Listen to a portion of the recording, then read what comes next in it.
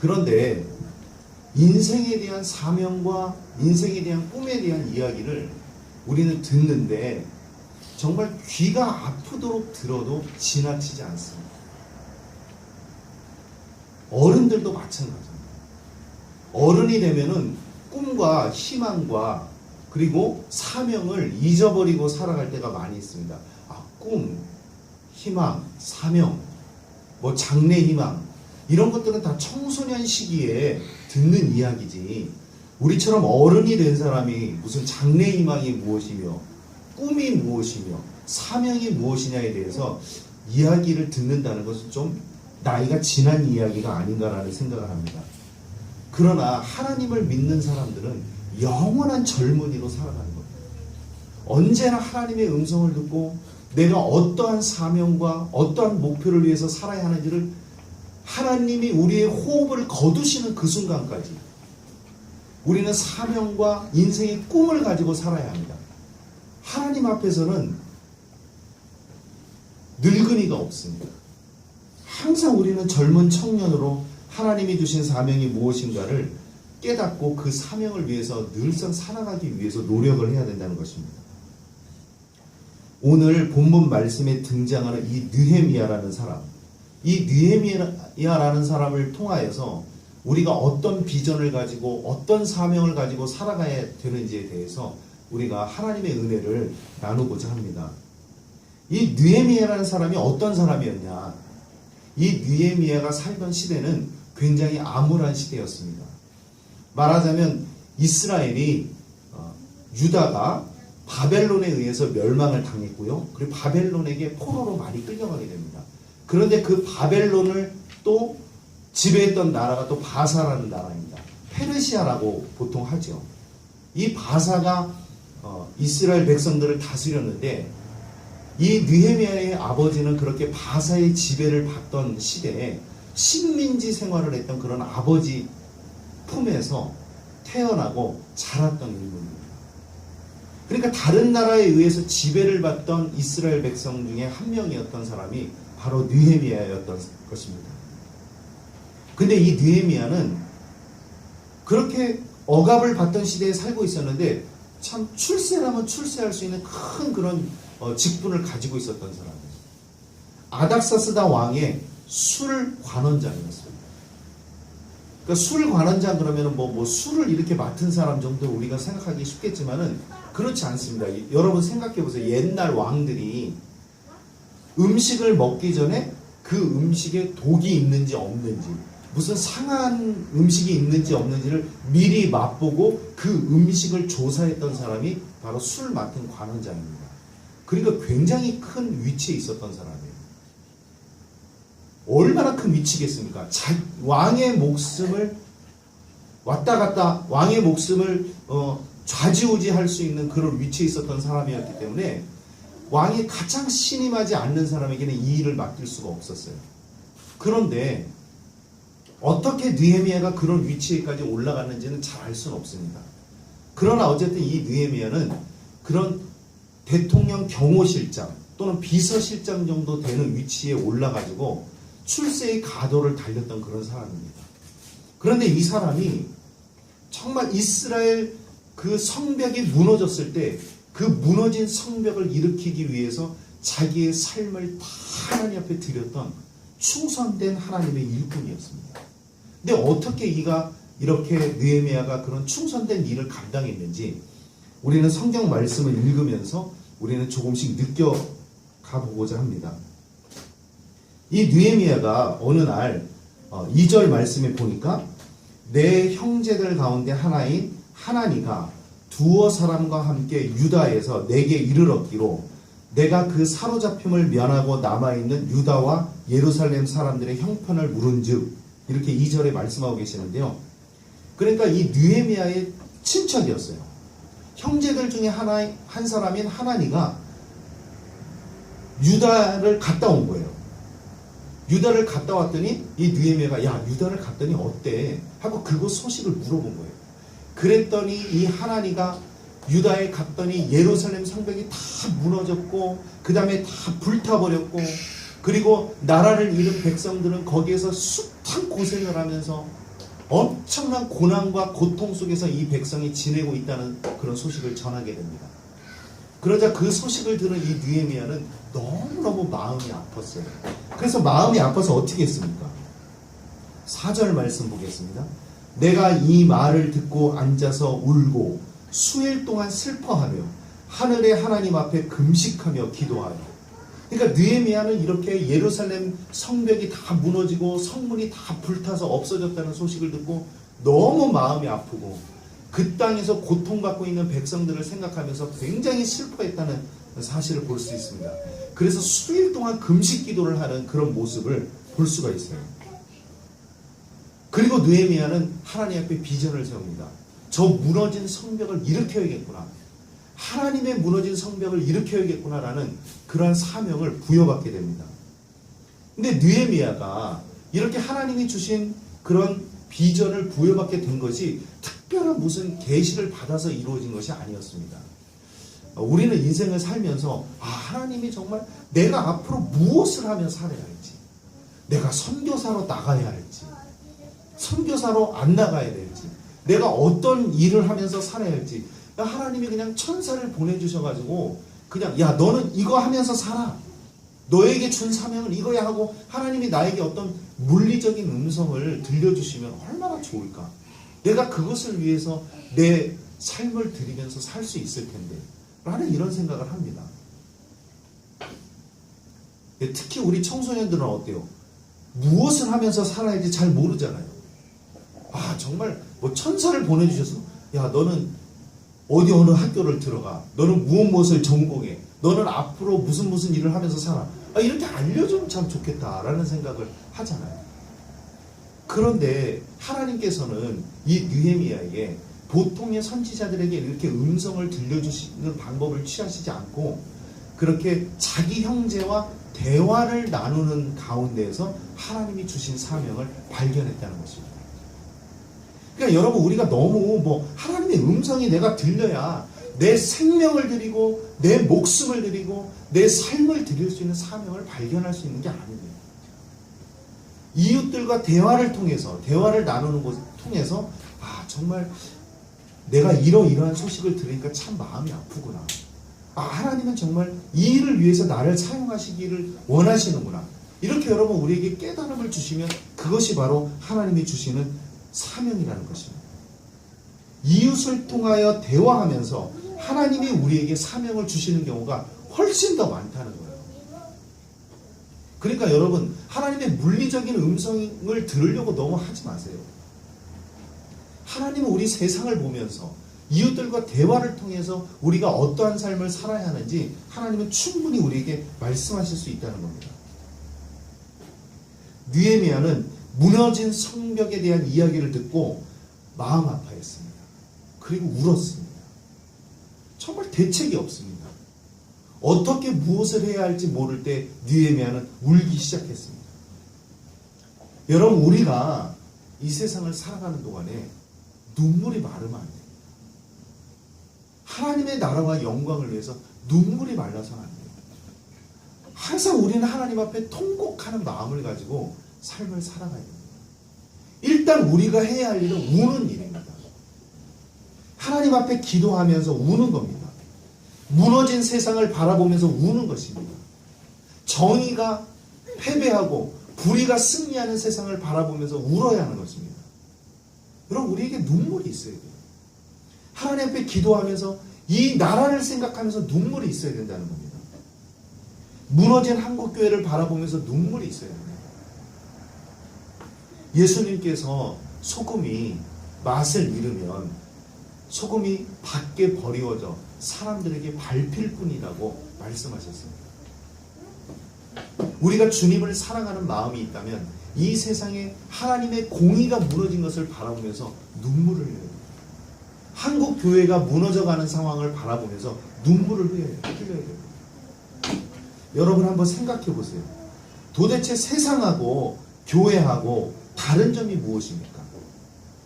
자, 제가 여러분들께 이렇게 질문하면 이렇게 대답하실 수 있는 말이 이렇게 딱 떠오르십니까? 제가 질문을 드립니다. 여러분, 세상과 교회가 다른 점이 무엇입니까? 떠오르십니까? 불행하게도 저는 잘 떠오르지 않습니다. 여러분, 세상은 물질을 중요하게 여깁니다. 돈을 중요시하게 여깁니다. 교회는 어떻습니까?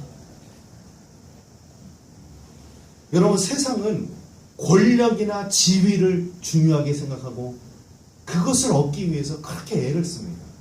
교회는 어떻습니까? 여러분, 세상은 사랑을 갈구하고 있습니다. 사랑이 없습니다. 교회는 어떻습니까? 세상과 교회와 다른 점이 과연 있습니까? 세상과 교회가 다른 점이 무엇인가라는 질문을 받으면, 그럼 교회는 세상과 다르지, 세상은 이렇지만 교회는 달라, 이렇게 얘기할 수 있는 부분들이, 그렇게 자신 있게 얘기할 수 있는 부분들이 우리에게 있어야 할 것입니다. 만약에 그 대답을 우리가 편하게 하지 못한다면 우리는 무너진 한국교회를 부여잡고 하나님의 말씀이 다시 소생하는 그런 교회가 되기 위해서 우리는 눈물을 흘려 기도해야 할 것입니다. 한 친구를 만나서 제가 대화를 나눈 적이 있어요. 근데 이 친구는 종교가 없는 친구인데 청년 시절에 절에 한 3년 정도 있었답니다. 3년 동안 절에 어떻게 있었는지 모르겠는데 하여튼 3년 동안 절에 있다가 나왔는데 자기가 절에서 바라본 스님에 대해서 얘기를 하더라고요. 자기는 절에서 3년 동안 있는 동안에 수많은 스님들을 만났대요. 그런데 그 수많은 스님을 만났는데 자기는 그 중에 단 한 명도 진정한 스님을 본 적이 없대요. 그래서 제가 그래도 어떻게 스님 중에 제대로 된 스님이 한 분도 안 계시겠냐. 그건 너가 좀 너무 오버하는 거 아니냐. 왜 진실되게 불교를 믿으면서 살아가는 그런 스님들도 계시겠지. 그랬더니 이 친구 얘기가 100%래요. 단 1%의 스님도 자기는 본 적이 없대요. 그런데 정말 사실 이 기독교 얘기가 아니라 불교 얘기를 하고 있는 거잖아요. 저는 정말 마음을 쓸어내렸습니다. 근데 이 친구가 어떤 친구냐면 생각을 좀 이상하게 하고 좀 다른 사람과는 특이하게 생각하고 그런 친구가 아니에요. 굉장히 상식적인 친구예요. 상식적인 생각을 가지고 있는 친구가 어떻게 단 한 명의 스님도 제대로 된 스님을 본 적이 없다는 거예요. 하나같이 물질을 중요시하게 여기고 하나같이 권력을 다 좋아하고 하나같이 이 세상에서 자기가 많은 것을 소유하기 위해서 애쓰고 그렇다는 거예요. 그런데 그 얘기를 듣고 있는 제가 마음이 뜨끔했습니다. 속으로 이렇게 생각해서 이 녀석이 진짜 목사인 나를 비판하고 싶은데 나를 비판하기는 뭐하고, 그러니까 이게 돌려쳐 나를 비판하는구나. 그러니까 그 친구 이야기가 스님 얘기를 했지만은 그 친구는 종교가 없는 친구예요. 그러니까 이 땅에 있는 이 종교인들을 싸잡아서 이 친구가 비판을 하고 있구나 라는 그런 생각을 하면서 참 마음이 아팠어요. 물론 이 친구가 오해를 하는 부분도 있겠죠. 여러분, 어찌 왜 훌륭한 스님이 왜 계시지 않겠어요? 분명히 계실 거예요. 그러나 우리는 이렇게 종교가 없는 사람들이 비판하고 있는 이 비판의 목소리를 엄중히 우리는 들어야 할 필요가 있다는 것입니다. 저에게도 일부 목사님에 대한 그런 생각이 이 친구와 비슷했었습니다. 제가 제일 싫어하는 사람의 직업이 뭔지 아십니까? 참 마음이 아프게도 저는 제일 싫어하는 직업이 목사입니다. 저는 세상에서 목사가 제일 싫어요.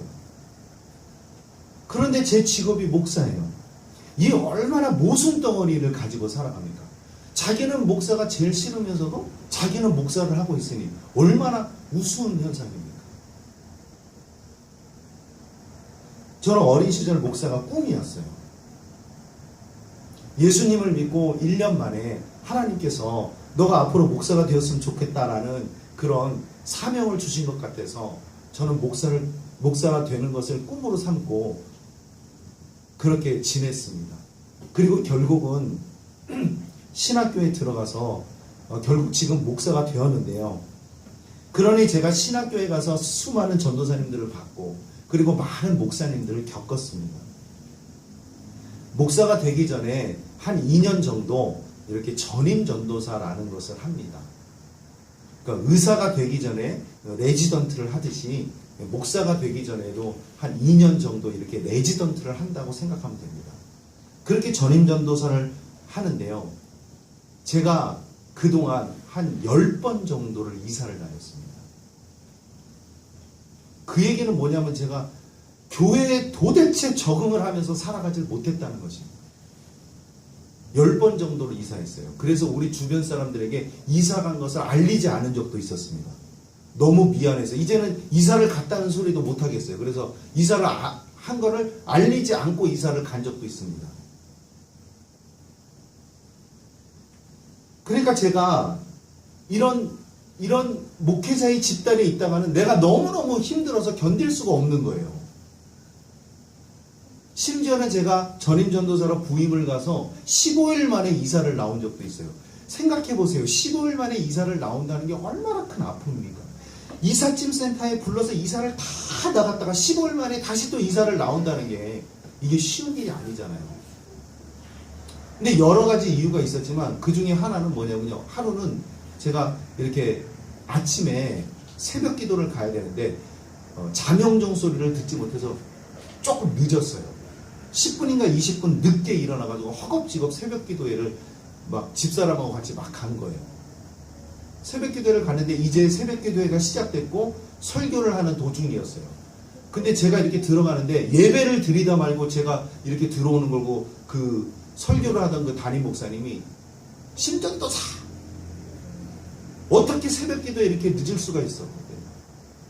그러면서 예배를 드리는 그 순간에 설교를 하는 그 도중에 막 그 모든 성도들과 함께 예배를 드리는 자리에서 저를 막 야단치는 거예요. 그러니까 예를 들자면 그런 거예요. 그러니까 한 번은 또 제가 교회에 부임하기 위해서 면접을 보러 갔습니다. 근데 그 면접을 보시던 그 담임 목사님이 저에게 묻습니다. 당신은 하나님께 충성하기 위해서 여기를 옵니까? 아니면 담임 목사에게 충성하기 위해서 이 교회로 옵니까? 그렇게 생각해 보세요. 그 질문하는 그 수준이 얼마나 웃깁니까? 그래서 저는 하나님께 충성하기 위해서 이 교회에 옵니다. 예, 그래서 결국 그 교회 안 됐어요. 이게 어떤 그 일부의 이야기만은 아니라는 사실이에요. 저는 이 이야기를 100가지, 1000가지도 얘기할 수 있습니다. 그러나 그 이야기를 다 할 수 없고 얼마나 마음이 아픈지. 아니 우리가 하나님께 충성을 하지 왜 담임 목사님께 충성을 해야 합니까? 하나님께 충성을 하면 그게 담임 목사님께 충성을 하는 거죠. 그리고 충성을 한다는 말 자체도 이상하고요. 그래서 제가 교회를 적응을 못하고 도저히 이렇게 지낼 수가 없어서 이사를 나오고 했던 것입니다.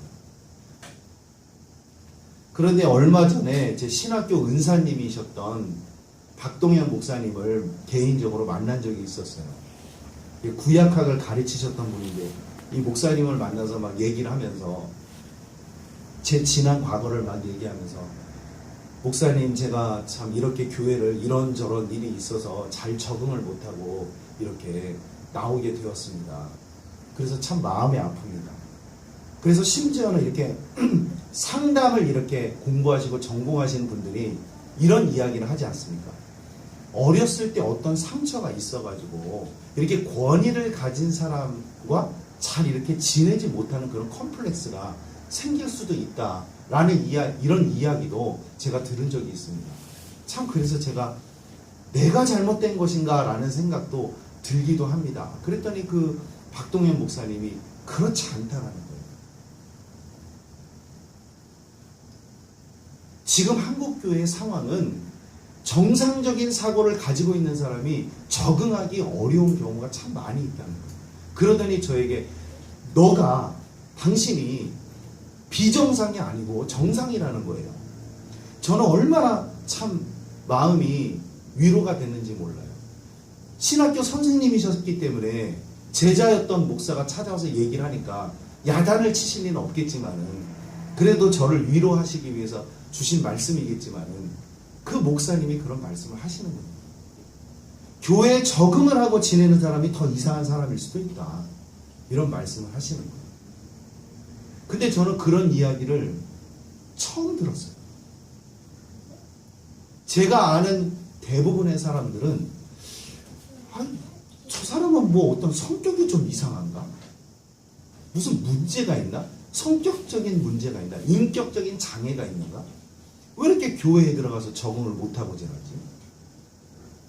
제가 만난 모든 대부분의 사람들은 그런 얘기를 했는데 딱 한 번 박동현 목사님만 네가 비정상이 아니라 정상이다라는 말씀을 해주신 분이에요. 딱 그 한 분이셨어요. 왜냐하면 사람들은 이렇게 제가 적응을 하면서 지내지 못하는 게 이상하게 보이는 거예요. 그래서 그런 말씀을 해주신 분이 딱 한 분이 계셔가지고 제가 위로를 받았던 적이 있었습니다. 그런데 이 세상에 훌륭하신 목사님들이 얼마나 많겠습니까? 제 주변에도 정말 존경하는 마음이 생길 정도로 훌륭하신 목사님들이 많이 계십니다. 그래서 참 감사합니다. 이 세상에 훌륭한 목사님들이 많이 계셔서 참 감사해요. 그래도 그분들이 계셔가지고 우리 한국 교회가 건재하고 있구나. 그래도 이 땅에 아직은 희망이 있구나. 한국 교회에 아직은 소망이 있구나. 라는 생각을 해보게 됩니다. 지금 우리 국가가 총체적인 위기에 빠져 있습니다. 대통령이 탄핵을 당했고 수많은 사람들이 올바로 된 나라를 만들고자 촛불을 들고 있습니다. 그리고 우리 한국교회는 세상을 변화시키는 그런 교회가 아니라 세상에 의해서 변질되는 교회가 되었습니다. 세상을 개혁하는 교회가 아니라 세상으로부터 개혁을 요구받고 있는 교회가 되었습니다. 어떻게 여러분 교회가 세상을 개혁하는 교회가 되어야지 세상 사람들로부터 어떻게 개혁을 요구받는 교회가 되어야 하겠습니까?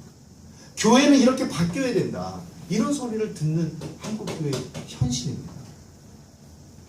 예루살렘 성벽이 무너진 것과 같이 이런 세상을 바라보면서 이런 한국교회를 바라보면서 우리가 일단 해야 하는 일이 무엇입니까? 일단 해야 하는 일이 우는 것입니다. 여러분 우리 울어야 합니다. 우리는 눈물을 흘려야 됩니다. 내 개인적인 하나님, 내 개인적인 아픔이 너무 커서 내 개인적인 아픔 때문에도 눈물을 흘려야 하지만 이 나라와 교회를 생각하면서 우리는 하나님 앞에 눈물로 나아가야 된다는 거예요. 하나님께서는 왜 우리에게 고통을 주시고 아픔을 주십니까? 저는 사람들에게 이것을 명확하게 설명할 수 없습니다.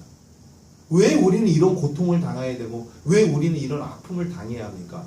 설명할 수 없어요. 참 어렵습니다. 그런데 분명히 아는 한 가지는 있습니다. 우리에게 고난이 닥치고 어려움이 닥치고 힘든 일이 닥칠지라도 하나님께서는 우리를 사랑하신다는 거예요. 나에게 고난과 고통이 닥친다 그래서 하나님의 사랑을 절대로 의심해서는 안 된다는 것입니다. 하나님은 우리를 사랑하신다. 그리고 또 한 가지가 있다면 하나님은 그 아픔을 통해서 우리에게 사명을 주신다는 사실입니다. 이게 굉장히 중요합니다. 그러니까 우리가 고난과 고통이 왜 닥치는지 잘 설명할 수는 없어요.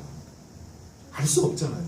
그런데 어떤 고난이 닥치더라도 제일 첫 번째 해야 하는 그 마음가짐은 무엇이냐? 하나님이 우리를 사랑하신다.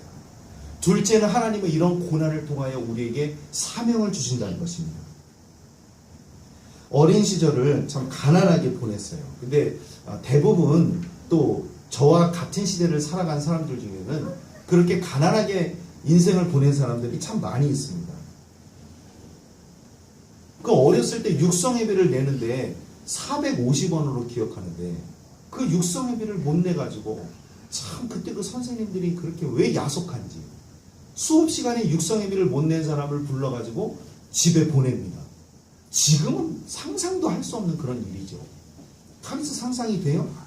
수업하다 말고 육성예배 못 낸 사람 손들어. 그래가지고 너네들 집에 갔다 와. 집에 가서 육성예배 받아갖고 와. 그랬다니까요 선생님들이. 예, 그러면은 또 일어나가지고 집에 가면 육성예배가 있습니까? 밖에 나가서 그냥 놀이터에서 놀다가 뭐 저는 긍정적으로 생각했기 때문에 놀다가 나에게 놀 수 있는 시간을 주는구나. 그리고 놀다가 집에 갔더니 엄마 안 계셔요. 뭐 이렇게 또 선생님한테 둘러대고 그랬습니다. 근데 친구들을 만나서 얘기하다 보면은 육성예비를 못 냈던 친구들 참 많이 있더라고요. 그래서 저는 육성예비 내러 이렇게 450원을 갖고 육성예비를 내려고 이렇게 서무가에 가서 450원을 내면은 이렇게 누런 그런 봉투에다가 도장을 딱딱 하나씩 찍어줬는데, 가끔 가다 보면 친구가 딱 이렇게 돈을 가져와서 딱 내면요, 도장 12개를 그 자리에서 탁탁탁탁 12개를 찍는 거예요. 그 12개를 그 자리에서 찍는 친구들을 보면서 얼마나 부러웠는지. 정말 좋겠다. 쟤는 도장 12개를 한 번에도 찍을 수 있고. 그 한 달에 한 번씩 찍는 그 450원짜리 그 도장을 못 찍어가지고 그렇게 집에까지 가게 되는 일이 있었는데. 근데 저는 점심을 못 사간 적은 없었는데 저희 형만 해도 그랬습니다. 점심 도시락을 못 사간 적이 있대요. 근데 왜 점심 도시락을 못 사가느냐? 쌀이 없으니까 집에서 수제비를 먹잖아요. 근데 수제비를 싸가 줄 수는 없잖아요. 밥을 해야 밥을 도시락을 싸가지. 그러니까 수제비를 먹던 그 시절에 수제비를 먹다 보니까 도시락을 못 싸갔답니다. 참 얼마나 마음이 아픕니까? 근데 그 시절에 뭐 우리 집만 그랬던 것이 아니라 그렇게 어려운 시절을 우리는 보냈습니다. 그래서 가난은 나에게 어떤 아픔입니다. 가난이 아픔이 되었어요. 그런데 하나님은 왜 그런 아픔을 주시는가? 그런 아픔을 통해서 사명을 갖기를 원하시기 때문입니다. 어린 시절을 가난하게 보낸 사람들이 가질 수 있는 생각, 늘상 말씀드리지만 어떤 마음입니까? 돈을 악착같이 벌어야겠다는 생각을 하게 됩니다. 어린 시절을 가난하게 보낸 사람들은 돈에 대한 집착이 굉장히 큽니다. 어떻게 해서든지 내가 돈을 많이 벌어가지고 이 돈 없는 서름을 내가 당하지 않으리라.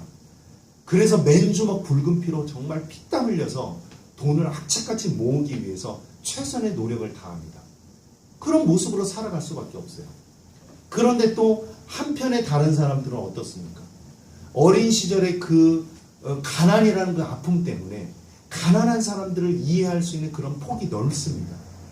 그래서 이 땅에 힘들고 어려운 이웃들을 위해서 삶을 나누기 위해서 그렇게 노력하는 인생을 살게 됩니다. 똑같은 어린 시절에 가난을 보냈지만 어떤 사람은 점점 더 물질적인 욕망을 향해서 나아가는 사람이 있는가 하면 어떤 사람은 그 자신이 가지고 있었던 그런 인생의 아픔을, 그런 눈물을 승화시켜서 참되고 아름다운 삶을 살기 위해서 더 노력하는 사람들도 있다는 사실입니다. 우리는 후자의 사람이 되어야 된다는 것입니다. 그래서 저는 개인적으로 우리 그 대통령이 될 사람 정도는 서민의 아픔을 아는 사람이 되었으면 좋겠다는 생각을 해봐요. 서민의 아픔을 진짜 모르는 사람이 어떻게 서민을 위한 정치를 할 수 있겠습니까? 저는 그거 불가능하다고 생각해요. 흉내는 낼 수 있겠죠. 서민을 위한 정치에 대한 흉내는 낼 수 있겠지만 진정으로 마음을 다하여 봉사하는 마음으로 서민을 위한 정치는 하기 어렵다는 생각을 하게 됩니다. 눈물을 흘려본 사람만이 눈물을 흘린 사람의 그 아픔을 이해할 수 있습니다. 저희 큰딸은 정말 왜 이렇게 어렸을 때 이렇게 쑥스러움을 많이 탔는지 몰라요. 제가 치킨인가 뭔가를 사오라고 신분을 보냈더니 그거를 못 해갖고 와가지고 갈 수 없다고 막 그래가지고 한 번은 제가 막 화가 나가지고 혼낸 적도 있는데 제가 참 철이 없어서 그렇게 딸을 혼냈던 것 같아요. 초등학교 2학년 때까지 문방구를 잘 못 갔어요. 문방구에서 뭘 못 사는 거예요. 그 문방구 아저씨한테 뭘 달라고 얘기를 해야 되는데 말을 잘 못 꺼내는 거예요. 그러니까 그렇게 그 어떤 그 잘 낯선 사람이나 이렇게 어려운 사람에게 이야기를 하고 말을 꺼내는 게 참 어려운 거예요. 그래서 저는 제 아이를 그래서 혼낸 적도 있지만 제 아내는 달라요. 제 아내는 그걸 다 이해하더라고요. 자기도 어렸을 때 그랬다는 거예요. 그래서 그걸 이해하는 폭이 저하고는 정말 수준이 달라요. 어렸을 때 아픔이 있었기 때문에 그래요. 그러니까 우리 크리스찬은 아픔을 가지고 살아가는 사람이에요. 그래서 우리는 아픕니다. 하나님, 나 아파요. 하나님 나 너무 힘들어요. 하나님 왜 나에게 이렇게 아픔을 주시고 왜 나에게 이런 고통을 주세요? 그것으로 끝나는 것이 아니라는 거예요. 하나님이 우리에게 그런 아픔을 주시고 어려움을 주시고 눈물을 주실 때는 그것을 통하여 하나님이 주신 사명을 더 깨닫고 내가 그렇게 상처를 받고 아파하는 사람을 더 이해하는, 더 마음이 넓고 이해하는 폭이 넓어지면서 그 사람들을 도우고 눈물을 흘리는 사람의 눈물을 닦아주고 아픔이 있는 사람의 그 아픔을 보듬어주고 힘들고 어려운 사람과 삶을 나눌 수 있는 그런 따뜻한 인간이 되기 위해서 하나님이 우리에게 아픔을 주셨다고 우리는 이해할 수 있다는 것입니다. 제가 예전에 열린문 복지회관이 있는데요. 그 열린문 복지회관에 야학에 선생님으로 가서 이렇게 봉사를 한 적이 있습니다. 그 야학을 가서 이렇게 가서 공부하다 보면은 그 선생님으로 오시는 분을 이렇게 선생님끼리 만나는 경우가 있어요. 그런데 그 선생님으로 오시는 분들 중에 옛날 이 열린문에서 야학으로 공부했던 학생이 검정고시 패스하고 대학교 졸업하고 그러고 나서 다시 야학 교사로 이렇게 봉사를 하러 오는 것을 볼 수가 있어요. 그러니까 그분은 돈이 없어 공부를 못했던, 시간이 없어 공부를 못했던 사람들의 아픔을 아는 사람이에요. 그리고 이 사람이 다시금 자기가 야학을 통해서 공부하고 대학을 갔으니까 다시금 이 야학의 학생들을 가르치기 위해서 오는 교사로 봉사하는 자리로 오게 됩니다. 저는 그런 것들을 볼 때마다 참 마음이 애틋합니다. 하나님께서 이분을 귀하게 사용해 주신다. 어린 시절 제때 공부를 못했던 그 아픔을 얼마나 이 사람이 마음에 품고 살았을까. 그리고 그런 아픔이 있는 사람이 그 아픔을 조금이라도 동참하기 위해서 이 사람이 야학의 봉사자로 이렇게 찾아오는구나 라는 생각을 하게 됩니다. 제 친구 중에는 장애아를 자식으로 둔 그런 아버지가 있습니다. 근데 이 친구랑 대화를 나누다 보니까 이 친구가 나중에는 자기가 이렇게 장애 아들을 돌볼 수 있는 그런 시설을 자기가 만들고 싶다는 이야기를 했습니다. 근데 저는 참 마음이 뿌듯하고 감사했습니다. 제가 아무리 장애아에 대해서 생각을 한다고 해서 그 친구가 생각하는 그런 깊이까지 생각할 수 있겠습니까? 저는 잘 이해를 못합니다. 장애인들을 잘 이해를 못해요. 왜 이해를 못하느냐? 내가 장애가 없기 때문에 그래요. 장애가 없는 저로서는 장애를 입은 분들을 이해하는 이해의 폭이 작을 수밖에 없어요. 그냥 힘들겠다, 어렵겠다 그렇게 생각합니다. 그러나 장애아를 자식으로 둔 그 친구는 얼마나 이 장애를 가졌다는 것이 큰